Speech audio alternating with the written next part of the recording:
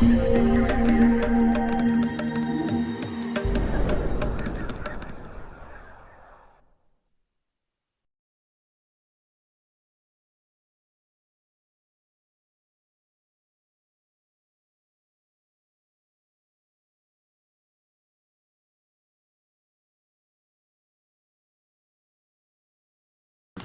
Okay, we are here with Bill Campbell, and you are the 2009 recipient of the Hall of Honor Award.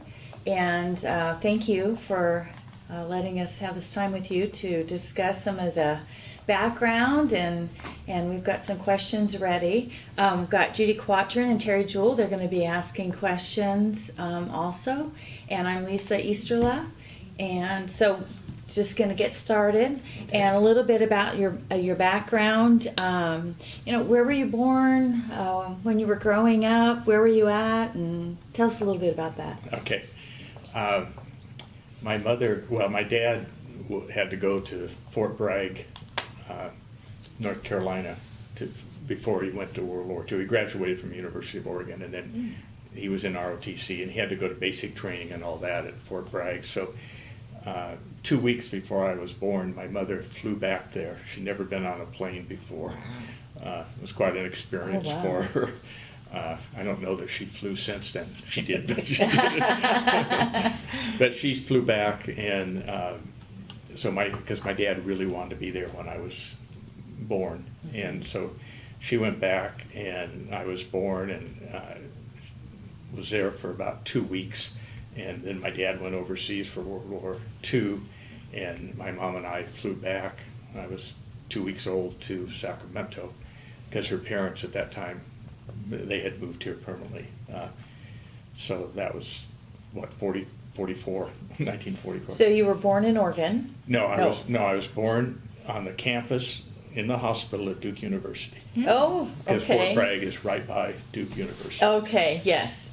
And it's kind of coincidental. My best friend in high school ended up being a professor at Duke, and I used to go once in a while and go back and visit him. Yeah. So. Oh, neat. But you were raised in Sacramento? No. I was here for the 2 years that my dad was in the war, and 2 or 3 years, whatever that was. My grandparents lived on 21st Street. Just down the street from the ice cream shop. I can't remember the name of it. Gunther's? Yeah. Well, it was right before the railroad tracks on 21st Street. Gunther's? Couldn't be Leatherby's, but maybe No, Gunther's? No. They were local people. I don't remember. There was a barber shop there. Now there's a big dance studio, I think, there. But anyway, we lived with my grandparents until my dad came back, and then we moved to Peoria, Illinois. Oh, okay. And we lived in Peoria until I was finished with 7th grade. And then my dad got transferred. The company he worked for, we were transferred to Oregon, to Portland. He was transferred. So we went to Portland, Oregon. And I finished 8th grade there and half of my freshman year of high school. And the first year we were there, it rained. They set a record. It rained 60 straight days. Oh my gosh. Wow. We were all used to the snow and all that, and my parents had both been raised in Roseburg, Oregon, but Roseburg doesn't rain that much. Right. But my dad, we were in Portland about 10 years, and my dad had done extremely well, and so he just retired, and at 39 years old. And, oh, wow. And that will lead into some of the things later. Okay. And we moved to Sacramento because the weather was good, and my mother's parents were here, and she really wanted to be here with her parents. Yeah. So, and my dad's parents were still in Roseburg, which isn't that far of a drive. Right. So, moved to Sacramento, went to La Sierra High School. Which isn't, there is no La Sierra. There's no La Sierra since anymore. I think I was in high school, yeah. So, in fact, La Sierra, there was a San Juan in La Sierra, and I think that was about the San Juan School District at that time. Then Rio opened, and Mariloma opened. El Camino? Yeah, Is El Bella Camino Vista. in it? Yeah, Bella Vista. El Camino El was Camino open. was Yeah. there. It was there. So I ended up, graduating from La Sierra, 1962. And, I played sports. Growing up in Illinois, all we did is played basketball. Yeah. That was it. I mean, you played basketball year-round. When I was in 4th grade, I was in 4 leagues. Oh my. We practiced all the time, and it was kind of interesting. We had the only 3-car garage in the whole area of town that we lived in. We had a big wide driveway, consequently, and so it snows a lot in Illinois, but all my buddies would help me shovel the snow off the Oh, driveway. that's pretty Because you good. had the spot. Because we could play basketball. Right. So Oh, neat. sometimes we'd do it before school, so if there was no snow forecast during the day, we'd do it before school, so we'd come after school. And we played a lot of basketball out in the cold weather. And we were all going to be superstars. I was a very good player, and I figured I was going to be really tall because my granddad, my mother's dad, was 6'8". Wow. Her brother was 6'10". My dad was 6'1", and I ended up 5'9.5", which I've never figured out. But I played basketball all through high school. And, Isn't that a good site for center? Isn't that a good height for the center? No. Not the center, Point guard. the point guard, yes. Yeah. The center But not has to be anymore. tall. Point Not guard. anymore. Not Yeah. anymore. Point guards are 6'5" now. Oh, my. 6'1" to 6'5". But I had a great time playing basketball. Nice. You wanted to go on? Yes. after that? Oh, yeah. Well, I'm Okay. curious, what neighborhood that you grew up, so you went to La Sierra, so you know how we have neighborhoods in the Sacramento Yeah. area. What was your neighborhood? We lived in Carmichael. Okay.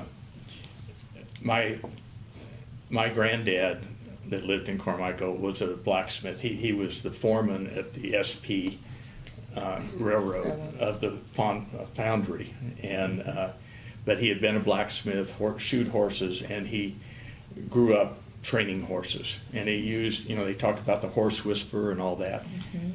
That's how he trained horses. And so Oh, I've wow. been into horses all my life because of his interest. And so I was insistent, and that's why we moved to Carmichael, that if I was going to leave Oregon, that I wanted horses right at our house. So we bought a small place in Carmichael that had a barn in the back, and my granddad and I we would buy horses that were 2 years old, and he'd had a heart attack. He couldn't ride anymore, but he taught me how to train horses. And we did that about 4 or 5 different times, and we'd train them and sell them. So you're a horse whisperer. Yeah. That's pretty awesome. And we really had fun. What a great experience. We tried all kinds of things, like we taught one horse how to count. Also, when I went out to the barn, he'd run over and he'd put his paw up to shake hands. What? The other thing, my mother found this most disgusting. If I went out and sat on the fence, he'd come over and put his head in my lap and stick his tongue out because we'd play Oh. tag. And she thought that was so Oh, gross. that's awesome. And then this one horse that we were doing all this with, he would ride on command. I didn't have to, I'd say walk, trot, gallop, left, right. And he would do all of that on command. We were just seeing what we could do. We were having fun. He'd lay down on command. Wow. I do remember one time I took my girlfriend down to the river, and she rode on the back of the horse, and we got down there, we were going to have a picnic. It's where Ansel Hoffman Park is. We lived right by the park.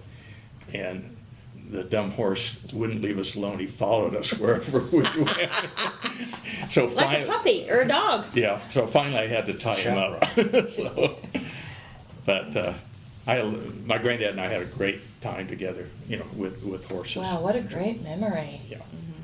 And then you said that you played a lot of basketball when you were in Illinois. Yeah. So when you got to the non-snow, I still played a lot of basketball. I basketball? played at La Sierra.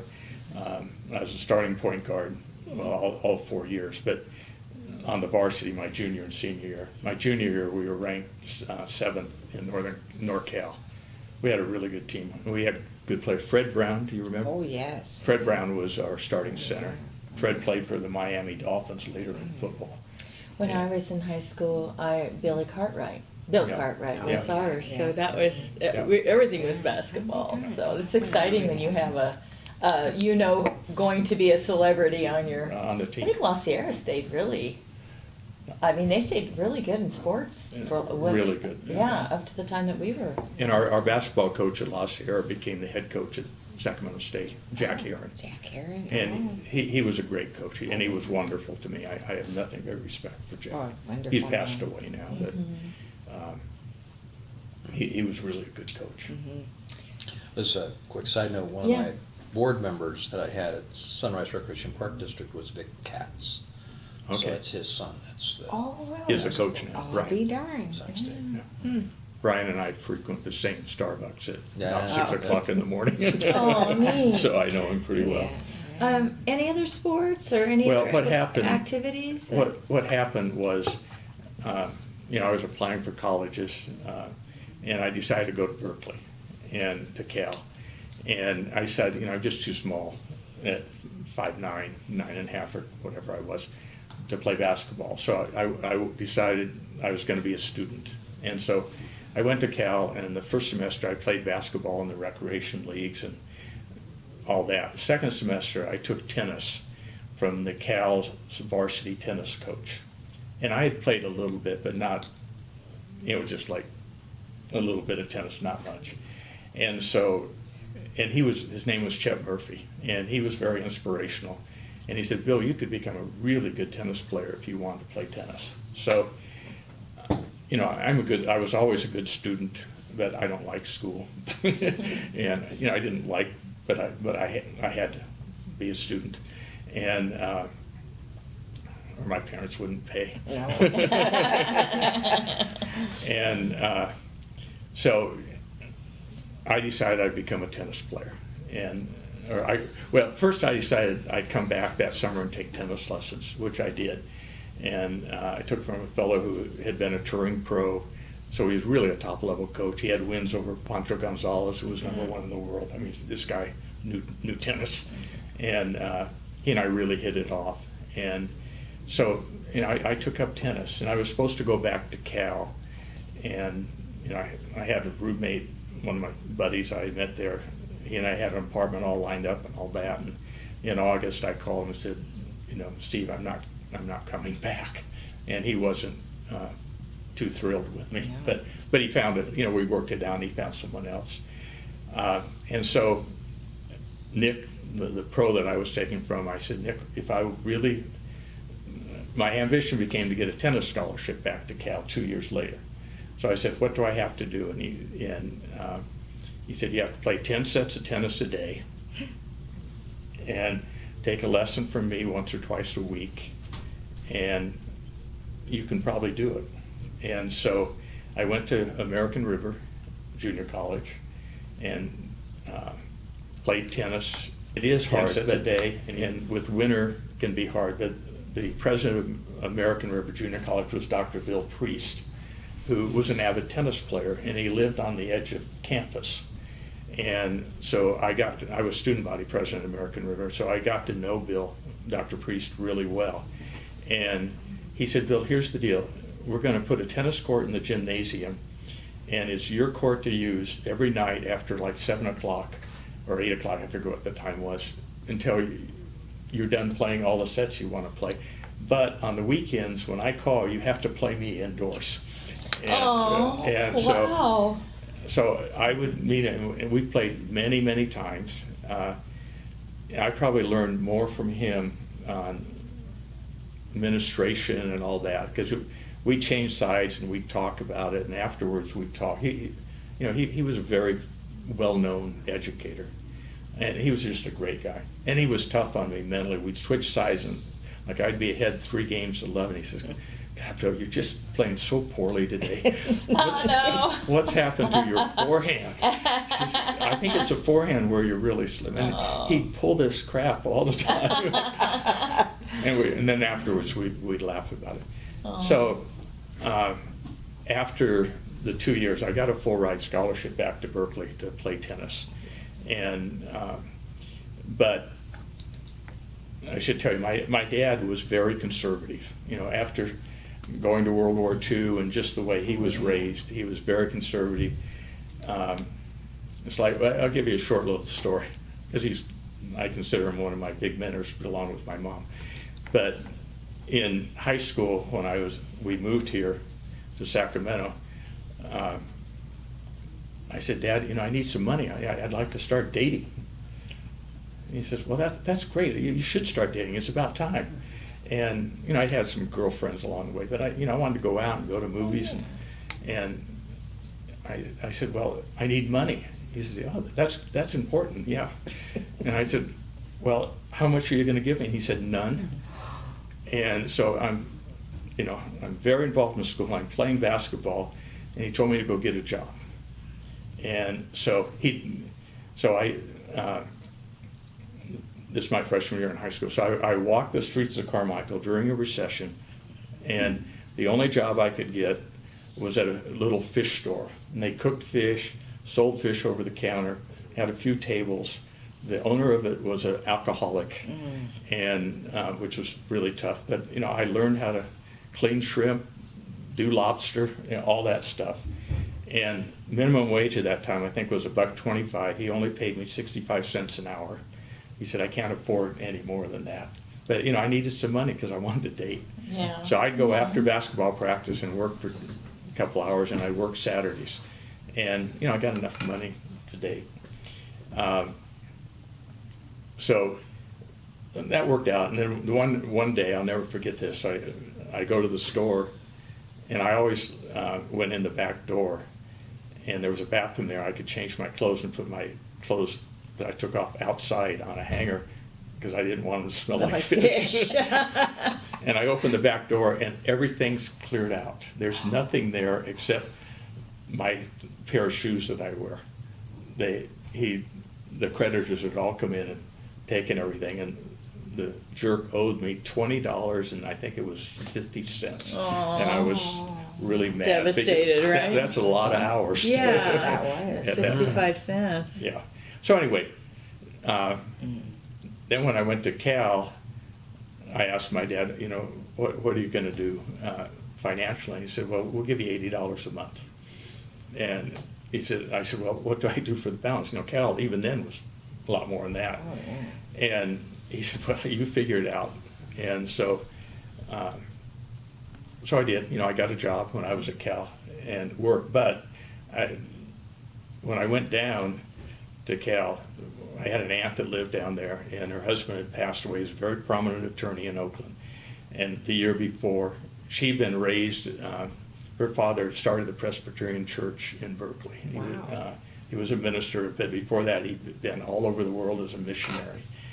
And so I was going to stay at her house for 2 or 3 days until I found a permanent place. And she said, Bill, I have a proposal for you. And she says, I really want to travel the world. She's like 65 or 70 at the time. She said, what if I leave you the house? And it was a beautiful house right down from the big country club up on the hill there on Russell Street. And antiques from all over the world where she'd been as a child at different missions.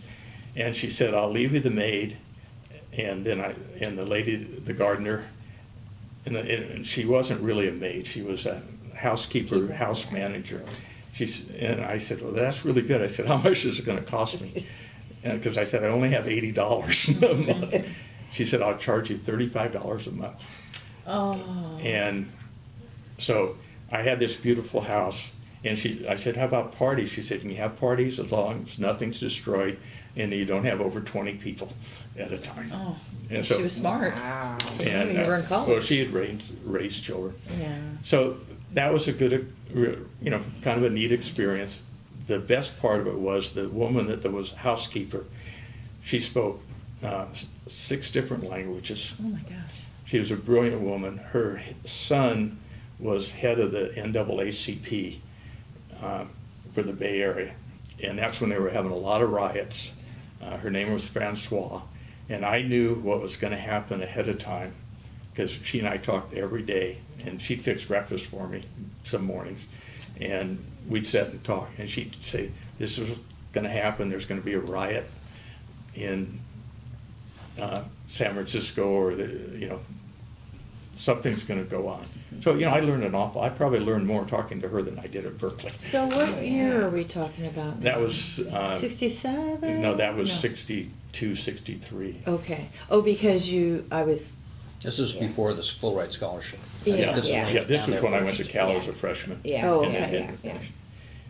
So, that was a good experience, but then I got interested in tennis and switched and came back. Then my dad was adamantly opposed to me going back to Cal because of student rides. And he said, I'm not paying any money, I'm not helping you. If you go there, it's too bad. Yeah. oh, because students were Oh, about the yeah. war? Yeah. About the war, he was a veteran and Yeah. he just was totally opposed to what was going on. Right, right. That was a tough time for Uh, folks that were a a tough part time. of something to, Yeah. And I'm not sure that he even believed in Vietnam. I don't think he believed we should be there, but he felt that the protests were not right. So I think anyway, the 60s were tough on him. really tough. Yeah, with all Yeah. of the different Yeah. people trying All to of have a us going. voice and, Yeah. wow. So anyway, I went to American River and didn't go to Cal, and then I decided to go to Sac State. And the reason I chose Sac State, it took me a while, 2 years at American River, a year at Cal, because I couldn't decide what to major in. Every class I took, even though I say I don't like school, I would change to a major of one of those classes. The average student, huh? And, and then my dad would say, well, the first class I took Latin at Cal because I'd had it in high school. And I was in this advanced Latin class at Cal. And we had a teacher whose father had written the book, was also been a professor at Cal. And we only had 6 students in the class. And this fellow would get up on his desk, he'd take his shoes off and he'd stand up on his desk and pretend he was Caesar or some other Roman character. And it was like going to theater, this class. And I thought, I could really be a good Latin teacher. I'd like to stand up at my desk, have 6 students. And I came home at Thanksgiving that year and I said, Dad, I decided on a major. I'm going to major in Latin. He says, good luck. He says, no more $80 a month for you. Yeah. So I changed majors a lot. But finally I decided when I went to Sac State, or before I went there, that I was going to major in accounting. And Sac State had a really good business school. It had the highest passage rate of any school at that time in the state of California on the CPA exam. So that's how I chose Sac State. That's how you did it. And so I went to Sac State. I played tennis my first year there, and played number 1 on the team. And it was, to be honest, it was not a very good experience. I didn't like the way it was run. The courts are bad. Hadn't been resurfaced since the school was opened. And I didn't like how he was coaching the team, to be honest. And so I didn't play after that. Plus, I wanted to study for the CPA exam. My goal then became to pass the CPA exam. I'm wondering, did you go back and play with Dr. Priest when you were at Sac State? A few times, but not too often. Okay. And he moved, I think, as I remember, he moved pretty quickly after that. Yeah. He became, as I remember, in charge of all the junior colleges in Dallas-Fort Worth area. Oh, wow. And he's also head of the National Junior College Association and stuff. He was really a special person. So I played tennis at Sac State that year, but during that year I started teaching tennis, and I think that's when I came to Polk That's El right, Camino in that yeah. spring. And Judy was there, Yeah. Don Weisskopf Yeah, who, Weisskopf. was there, and he was a pretty inspirational guy. So I started teaching. They had really the Park District had 0 tennis courts, and but they had the right to use 2 tennis courts at Creekside School, Yeah. which is by Country Club Center. And so we started the program there. I got to know the principal at the school, and he let us use their little multi-purpose room. We turned it into an indoor tennis court in the wintertime. And so, I just kept teaching, and the boys, there was a family that lived over the fence. Maybe I better have a Kleenex if I could. The father had passed away, and the oldest boy, who was best man at our wedding and one of my closest friends still, he was like 12. And then he had 2 brothers and a sister that were all younger. So I got very involved. They got in our program. And then the program kept growing. And so I just kept adding tennis courts. And then I knew a lot of people in the tennis community, and I'd get people to teach. And these boys, as they got older, they would do teaching for me. And that's how we did all the courts around. And it would be kind of interesting. Our base in the summertime was El Camino High School. And we had 2 sessions, 8 to 10 and 10 to 12. And at 8 o'clock, a whole group of mothers would arrive with all these students. And the night before, I had arranged where they were supposed to go and what they were supposed to do. And the mothers, some of them were tennis players and some weren't. But they would take them like to Mariloma or Rio or wherever. And, they had a sheet. So 2 kids would go out and play singles, others would play doubles, and the mothers would do it. Then they'd come back at 10. That's how we organized. I had a lot of mothers, mostly mothers. There were a couple fathers that were, going. And then I'd have all these scores and all the results. And at night, there were no computers back then. I'd manually have to figure out all the logistics for the next day, where everybody was going, where the instructors were going to go. And I called all the instructors and told them. The parents didn't know until they arrived the next morning where to go. So we developed a pretty good tennis program out of that. And the Park District was super. They were great. So this was only Fulton El Camino? Only Fulton El Camino. Okay. Yeah. I was curious then. The boundaries haven't changed for Fulton El Camino, which No. is it's a special district in county of Sacramento. It has one little part that's in the city. Right. And for this particular recording, it ran Watt Avenue. The boundary was west on Watt Avenue Down to the freeway. down to 80, and then it went 80 to Arden Way. That's pretty much the boundary. Yeah.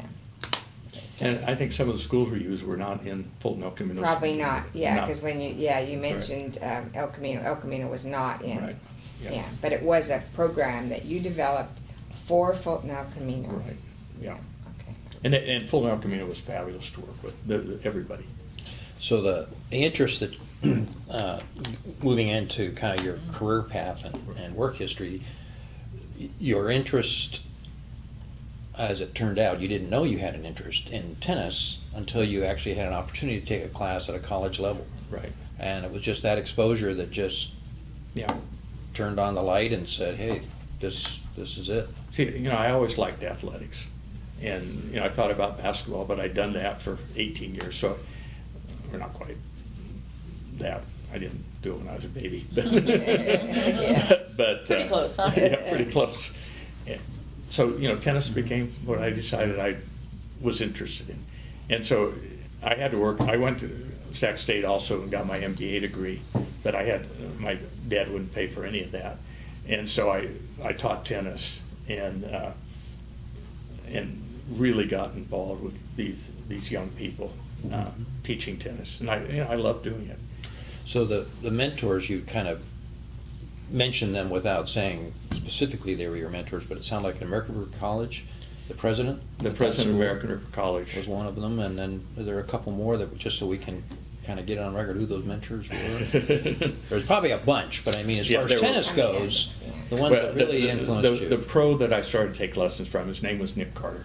He was certainly a mentor. He was great.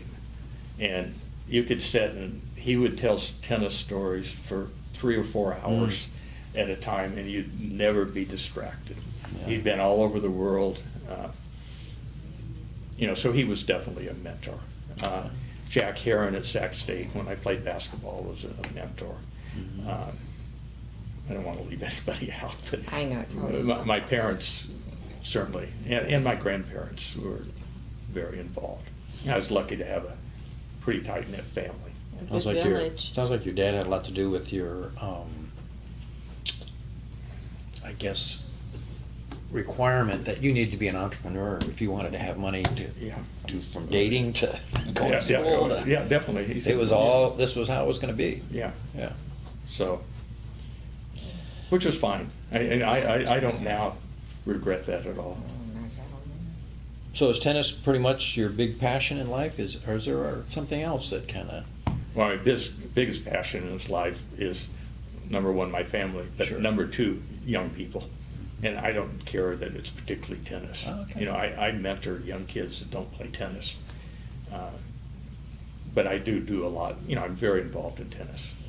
At one time, you went into the classrooms, I remember, in high schools, and that was your personal interest, or was it part of a program in the community? Oh, when we went to the schools? Yeah, you would go and talk to the children in the Yeah. schools about, Well, we did two things. You know, one, I'd be asked to come and speak. right. And that goes on, like I spoke at Rio Americana 2 weeks ago. Right, you still do. And I do that. And that was on being an entrepreneur and, you know, where you get the idea and what that's all about. But then also, about 8 years ago, we formed a tennis foundation. And that was to take tennis to minority area, no, I don't want to say minority, underprivileged Lower socioeconomic areas. areas, whatever the right Yeah, term is. yeah, And- it's all good. And we, I think we took that to over 20,000 students in the Sacramento area. Wow. And then the fellow running the program, he was so good. He'd been one of our tennis pros and got in a terrible automobile accident, so he couldn't teach tennis on a regular basis anymore, but he organized the program. And he could go out and run that kind of program because he didn't have to do it every day. Right. And so we were taking tennis to a lot of people, but he had to, he's actually the coach now at Folsom Lake College. And Nice. so, and he does that. So I'm curious, why youth, and what's your passion with that? So why is that second on your list in terms of what's your passion? You know, I like young people to be successful. I'm just, part of it, my mother, when we lived in Illinois, she was a mentor, and she ran the program at Bradley University as a volunteer for the foreign students. And, you know, so I got to meet, she and I, this is when I was 6, 7, 8, 9 years old. She and I would, on weekends, because my dad worked on Saturdays, he worked 6 days a week, but my mother and I would take foreign students to Chicago. We'd take them to different parks all around. Wow, how fun. And we did that on a regular basis. And my mother loved working with young people, so I think I kind of picked that up from her. Great. So, I don't know if that answers your question. No, it does. I think those are the things that people who might want to do the research, find out a little bit more about you, but find out what drove you to Yeah. this. It's not so much the tennis, that ended up being a medium that really accomplished Yeah. your bigger goal, Yeah. which is to help youth succeed. And Yeah, and it was really about youth. I don't really, you know, I like tennis, and tennis was a good vehicle, but there's other vehicles. Right. And a lot of the kids that I've helped over the years don't have tennis. so what would you say, both on the disappointment side and what you're most proud of?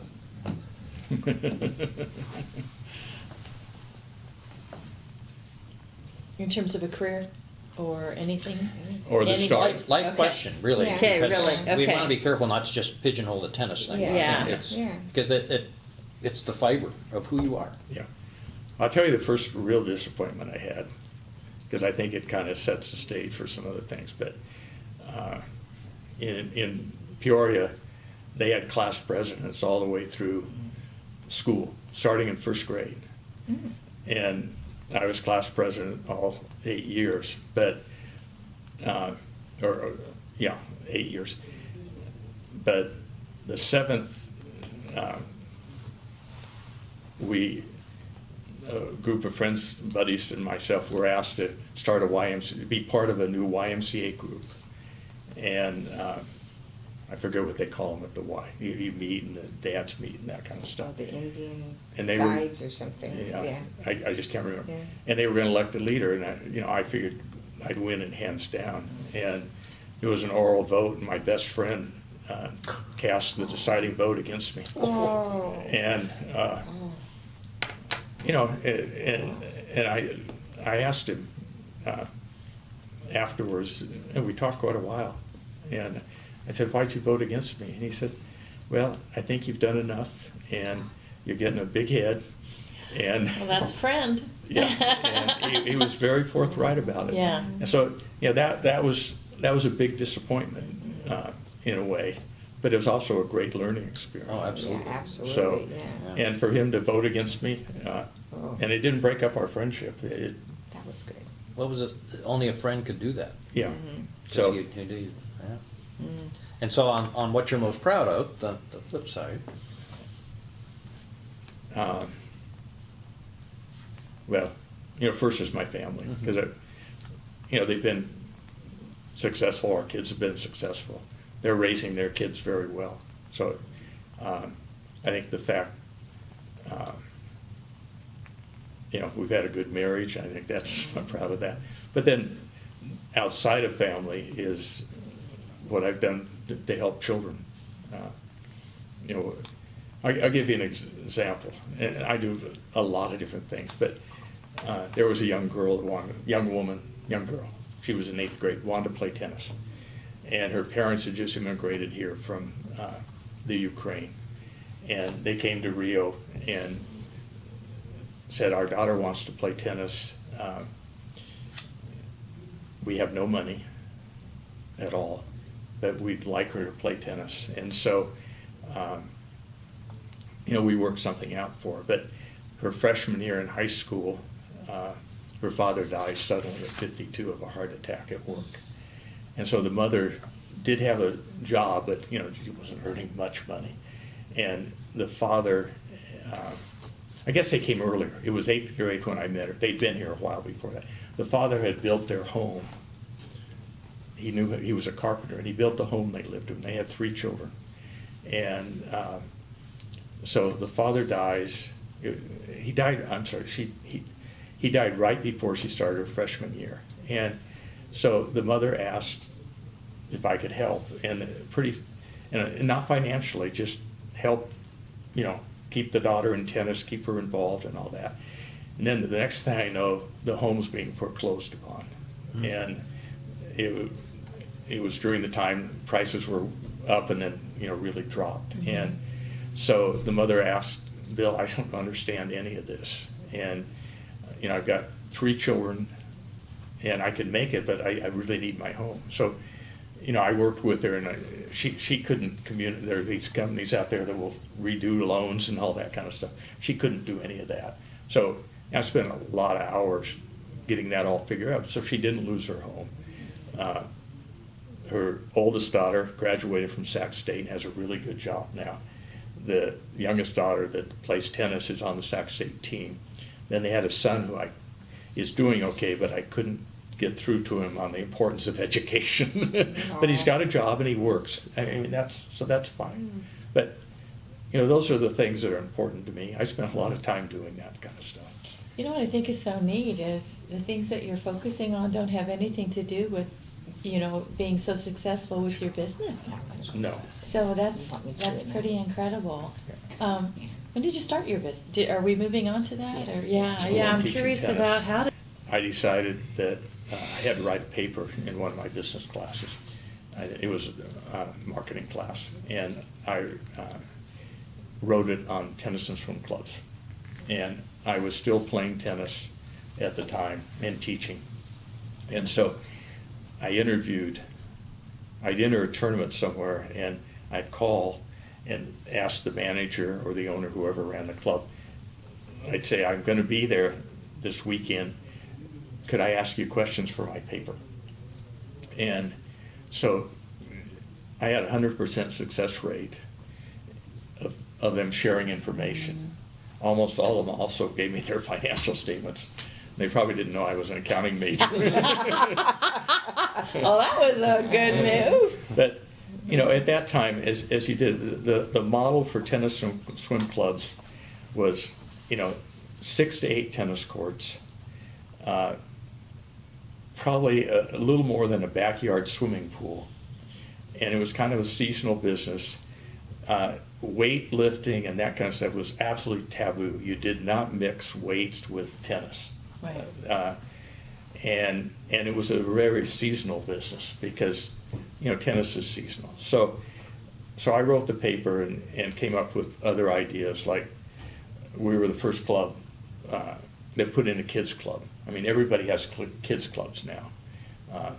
But we had a kids club at Rio de Oro right from day one. We put in, we put in 13 tennis courts originally, but within about a year we had 27 tennis courts. You know, we had the land, so, and, you know, 27 tennis courts was just unheard of. We put in racquetball courts, 2 of them. We put in a gym which had 17 stations on it, universal gym, and 3 treadmills. I mean, but And where was this at again, Bill? This is at Rio de Oro Racket Club. Okay. That's And your first one? That was our, Right, okay. well, it was kind of our first one. yeah. Okay. But, you know, we kind of expanded the model to try to make it more year-round and more activities and things. So, but that's what I learned from writing the paper. And so Margie and I got married, and she was 20, and I think I was 26 or something. And I said, and I had a very good job. Accounting? No, I was chief financial officer for El Dorado Hills Developer, which is owned by John Hancock Life Insurance Company. Okay. And I made a very good salary. Yeah. And that was right out of college with your MBA? Yeah. I should mention there was one other mentor, and this led to that job. A fellow named Elmer McNeese was a professor at Sac State for a long, long time. And he and I did accounting work.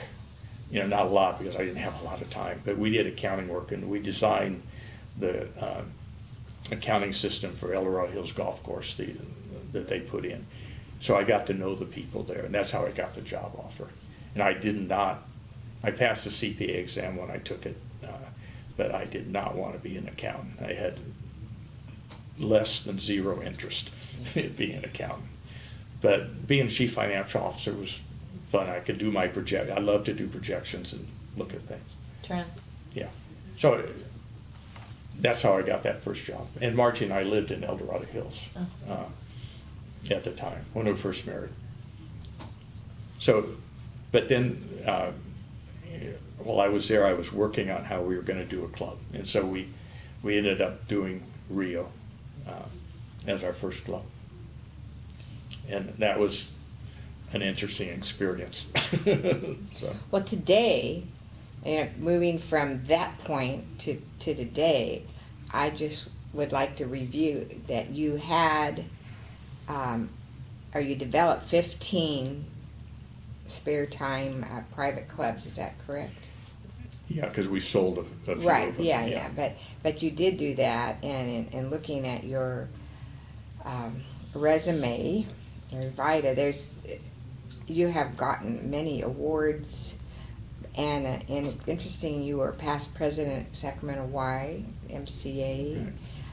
You were the recipient of the Regional Pride Award for Business Development in 1999 from Sacramento Magazine. You were the Businessman of the Year and the Best in Business in 1989 from Sacramento Metro Chamber. I mean, my heavens, you've done so much. In addition, you've had your academy. That was something that was started later. Right. Is that correct? Well, we had a really good tennis program from day one. Right. And the term academy didn't come until later. Okay. And then it became the password in the business. You had to have a tennis academy. Oh, okay. But we had these great tennis programs. Right, right. We've sent over, if you count the whole time, we've sent 170 young people off to college to play tennis, with about 80 of them on full ride tennis scholarships. And that's My with the goodness. academy? Well, that was our tennis program and the academy. Because we didn't start naming it the academy until, I don't know, 1990 or something, because that became the word you wanted to use. Right. But we had great tennis programs before that. And we've had 6 young people go on to play pro tennis. And one of them who I taught, I started her when she was 9, went on, she went to Stanford. I'll tell you what she did to do this. She went to Stanford, got to the finals of the NCAA all 4 years, won it her senior year, then went on the pro circuit and got to 16th in the world. And now she's an attorney in the Bay Area. And her name's Alicia Moulton. And I taught her until I quit teaching all the time when she was 16. But Alicia, she's one of all 6 of those kids had my 10 set a day rule. And that's tough to get kids now to do, really tough. But back then, these kids, they were grabbing what I did with these 6 that got world rankings, my deal was when you played 20 sets, I'd give you a free lesson. And a lot of these kids were from middle to lower income families, and so tennis lessons even back then might be $30 an hour for a private lesson, and they just couldn't afford that. So I came up with this deal, and Alicia called me more than anybody. Typically, and Margie and I were just married, and the phone would ring, and she'd say, "Bill, it's Alicia again." And this is about every second or third day, and she'd play her 20 sets. She was so good. She only played on the boys team at Rio Americana High School. She was the best. I think she was the best player, boy or girl, in Sacramento. But she was driven. Yeah. You, I think it's important to say that you were the director and coach eventually of the Sac State men's and women's tennis team, and very successful under your direction. I mean, how many different conference championships did you win? I don't know, quite a few. Quite a few. So we were at Sac State very fortunate to have you. Very thanks. fortunate. One question was, in your mind, what was the highest honor or award that you received in your life so far? That's really hard. I struggled with that one. Yeah. What question number is that? Well, I'll see if I came up with that. Well, it's under personal, and Is it 13? No. no, what was it? 16. 16, and it kind of ties in with, of the awards you've received, what was the most meaningful, perhaps, but maybe that would be better. I think probably they're all very nice. Oh, no, I know. Yeah. So it's really hard for me to pick one. Yeah. Probably Margie and I got the award as Philanthropist of the Year, and for the work we've done in the community, and that was not based on financial. No. That was based on what we did, because Margie does an awful lot too, and so that's if I had to pick something out, that would probably be it. But the others were all super. Very meaningful too. Yeah. Yeah. I mean, of Sac course. State, been great. Jesuit, I was head of the board. I'm not Catholic. We're not Catholic. No, but and yeah. that didn't matter. I love being a Jesuit. It was fun. That's a good thing too. Good. So. You mentioned Margie, who's obviously your wife and a wonderful woman, very talented. There's a question here. What has been your most cherished family tradition? Okay. First, can I tell you how I met Margie? Sure, that'd be Yeah. great. We'd like to hear that. Yeah. This pro that told me I had to play 20 sets or 10 sets a day. I said, "Nick, who do I play?" And he said, "Well, you just start asking people." And he said, "I'll give you a list of names to get you started, and then you can ask them who you play." And I do this with kids today, and they won't call. They want their parents to call. And I've told them, I said, if your parents call, I don't count them. There you go. You call. And so, I played adults and all that. So one of the names Nick gave me, he said, "You should play Margie." and also I had to play Nick's daughter, who was a good player too. But her I had to play. But so Margie was ranked number 2 in Northern California, and I was just, this was the first summer, I was just getting started. And so I called her up and introduced myself and said, you know, and she took from Nick, and I said, gee, I'd like to play. So we actually played at Sac State. Her mother brought her, and we played. It lasted 45 minutes. I didn't win one single point. Wow. mean, not one point. And 45 minutes included warm-up. So by the end of the summer, though, I could beat her. Now, if you ask her, she says, I let Bill beat me. Oh. But, and so that's how I got to know Margie. But, you know, she was, you know, I was 19, she was 14. And we stayed in touch a little bit when she came home in summertime. And then her brother is Doug Ossie, and Doug was in my tennis program until he decided he'd become a soccer player. Oh. He was the best 10-year-old in Northern California when he was 5 years old. He was so talented. And at 10, he retired from tennis and became a soccer player. And he still loves to play soccer.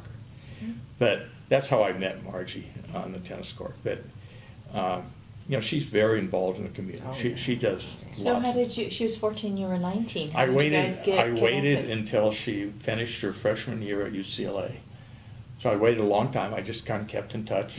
And Did you know she was it? oh yeah, I decided that years ago. Wow, that's... But there's no way I Patience. couldn't date a 14-year-old. Yeah, no, that's illegal. That was- So anyway, we just stayed in touch, and then Wow. I called her. I came home from Army basic training, and about the time school was out from UCLA, I think there was a month or 2 gap there. Then I called her up and asked her to go out. Nice. Then we got married that December. So, I need to interject here and say that Margie just finished, a 2-year commitment as president of the USDA, NorCal. Yeah. Yeah. Northern California United States Tennis Association. Yeah, she's been very involved in the Tennis Association in Northern California. She'd been president before, Oh, okay, I didn't know that. about 10 Okay. years earlier, and then she was president. Her term was up just about a year ago this time, but she's a delegate to the national now for 2 more years. And then the nice thing about it, besides the volunteer work, we get to go to the U.S. Open every year, and it's all expenses paid. Oh, you Wow. can keep And then they have this. They have their annual meeting in either La Costa or in Florida at one of the great resorts there. But Margie has to go work. I get to go. The spouse gets to come, Oh, that's and I get to go Play. have a good time. Yeah, Yeah, that's great. In keeping with all of this, what was your proudest moment? That's a tough one, I know. It's pretty big. Maybe let's say professionally Yeah. in your career. Yeah, I've had that one's just almost impossible Okay, for me. that's all right. There's been a lot of things that I'm, proud Right. of, but Oh, but yeah. mostly it's not what I'm proud of. It's what I'm proud of. The kids have accomplished Right. that I've worked with. Yeah. That's Well, I think, in looking at all that you've said, I think you've mentioned a turning point in your life, and that was when your best friend didn't vote for you, Right. which it And- was a and- big turning point. Is there another that you might remember? Well, going to playing tennis, that was that influenced a lot for sure. going to play tennis, Yeah. meeting Margie. Meeting Margie? Yeah, Tennis, those are the Margie. things as you go back and look at. Having Yeah. children, probably. Yeah, having children. How And- many children do you have? We have 2. 2. And we actually have 6 grandchildren. One's a stepson. Yeah. Who's not very involved, unfortunately. But They have a wonderful family, beautiful Yeah, family. thanks. Yeah, you do, beautiful family. Is there anything you would have done differently? Yeah, wanna look there's back? probably lots I would do differently. Well, Just one or two, maybe. one or two. There's some things I do differently, but, you know. Yeah. Yeah. When you look at where you are today, yeah. Someone told me a long time ago that, you know, if you make 80% of the time the right decision, you've probably done pretty well in life. And you don't want to be down in the 40, it was actually my dad, you don't want to be down in the 40 or 50% range. But he Right. says, you know, you can't, you're going to make some decisions that you regret. You know, I've helped a couple of kids that really have disappointed me, and really disappointed me. And one went to jail and for drug use and stuff. And these are kids I spent a lot of time with. And so, you know, I've had, and I often think, could I have done anything differently, you know, with them than I did? But, so those are disappointments Yeah. for me. Well, in summing some of this up here, there's a question that, what would you like people to remember about you? I've thought about that a lot, and you know, I really don't. The thing is that I do care, and that's really how it. Right. You know, I'm not out to be the richest guy in the world. I'm not out to take advantage of other people. I really care what goes on. So Right. that's what a lot of people don't know.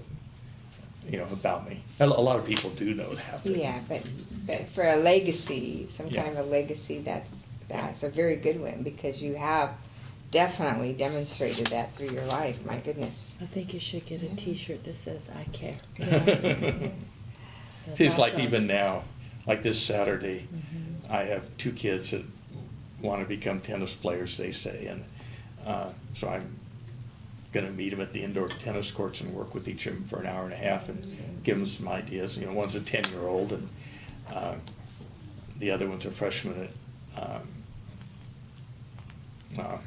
Bishop Armstrong? Or Christian Brothers. Christian Brothers, Christian. yeah, Christian Brothers, yeah. So, Well, I like the way that you call them my kids or our kids, or Yeah. you know, and you created this really, really neat village in the things that you do and all that you and Margie both have done. This has been just terrific for all of us to be able to hear, and for me in particular, not knowing anything. I really, really appreciate you sharing your information with us, and thank you for all that you've done for the youth in Sacramento, and then all of those people who are enjoying your clubs Right. and the variety in your about clubs. 50,000 people. Wow. How many clubs do you have right now still? We have 10.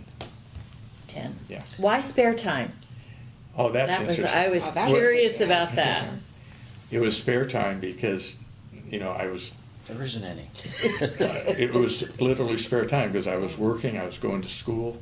You know, I had the idea, I was married, so it was my spare time. Very good. And that's one side. The other side, it was appealing to people's spare time. Yeah. So it was both mine and. Nice. Yeah. Bill, we went through a series of questions, and you prepared well. I mean, you made this real easy for us to go through this, but I want to be sure that we give you an opportunity. If there's anything you want to add in terms of the record, Yeah. we're recording, documenting this for history. This is what's giving us a chance to, and this is probably the most important part of the whole process of the Hall of Honor. Yeah. You know, we talked about mentors to me and who were important, but you know, there are so many people, and I think those mothers that drove these kids to all the courts for me, you know, that was really, and I still see them. You know, they're older than I am. I still see them. Some of them. They come in Starbucks. One of them that I see, and Ederate. There's a group of them that come in Ederate and have breakfast too. But you know, there's been so many people that have helped. I mean, this is not possible to help a lot of kids by yourself. So all these other people deserve credit. They're not. You know, they're all mentors in a way. You know, they care and they've helped.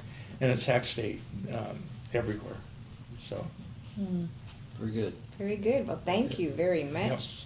Thank you. This has been a wonderful interview. Appreciate your time. Right. Thank you. Congratulations. Thank you. You've had a wonderful career. You still do. You're really an inspiration. Well, thanks. Thank you. Thank you. Thank you all. Mhm.